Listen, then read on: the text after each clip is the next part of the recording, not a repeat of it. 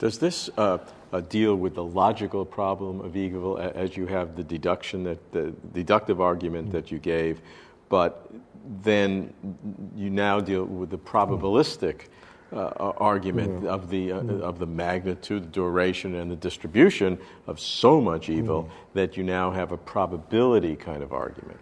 Well, you remember that as I stated the argument, it wasn't just that if there was a God, there wouldn't be any evil at all. It was that there wouldn't be the kind of evil that we see. So we've really jumped right into the middle with that argument. And I don't claim that this consideration about free will shows that the kind of evil that we actually observe in the world is consistent with God. It just shows that some is consistent with the and for all we know, if there was a God, there would be some evil in the world.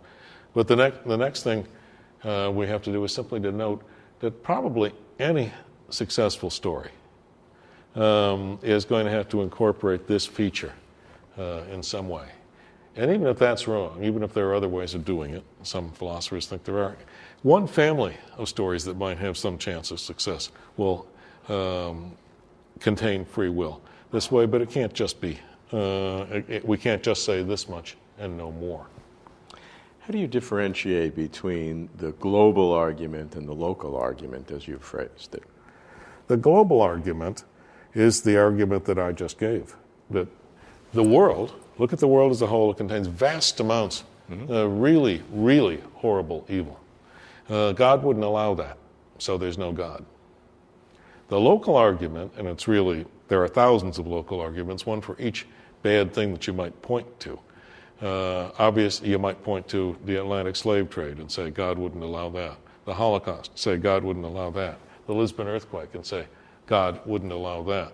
Or a child dying of cancer, one particular child. And one very famous argument in the philosophical literature simply involves a fawn dying in a forest fire where no human being could observe it and thus be affected by it in any way.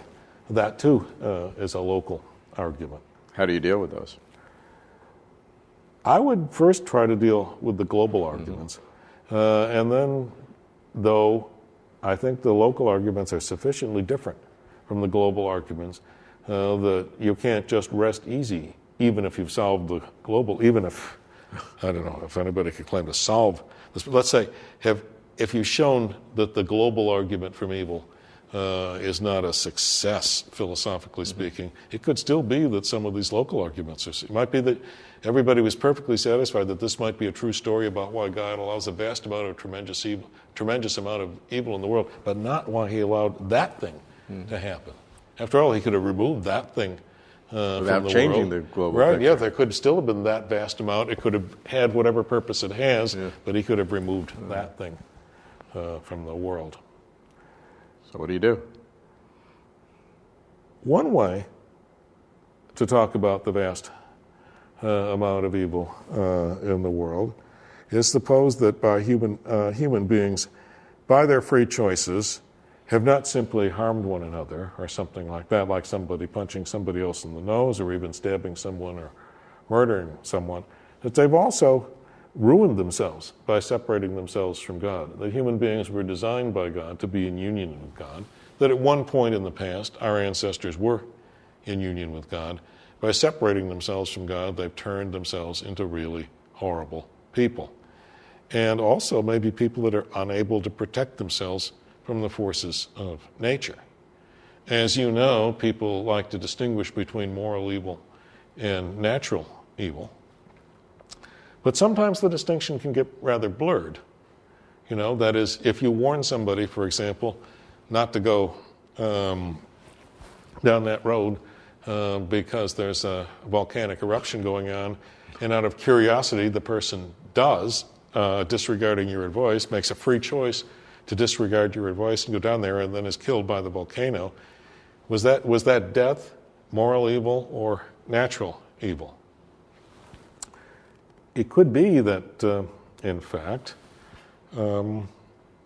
if human beings were originally able to protect themselves against natural evil by just, say, knowing when it was going to happen and avoiding it when they were in closer union with God, that all the evils that befall human beings in the world would have been avoided.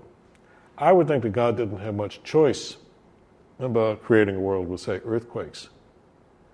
If he's not going to, if he wants the Earth to have a molten core, if he wants there to be a magnetic field that shields us from radiation in space, if he wants there to be plate tectonics so that the whole surface of the Earth isn't underwater, then yeah, there's going to be earthquakes.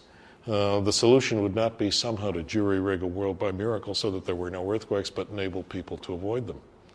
But suppose they turned away from God and were no longer able to avoid them.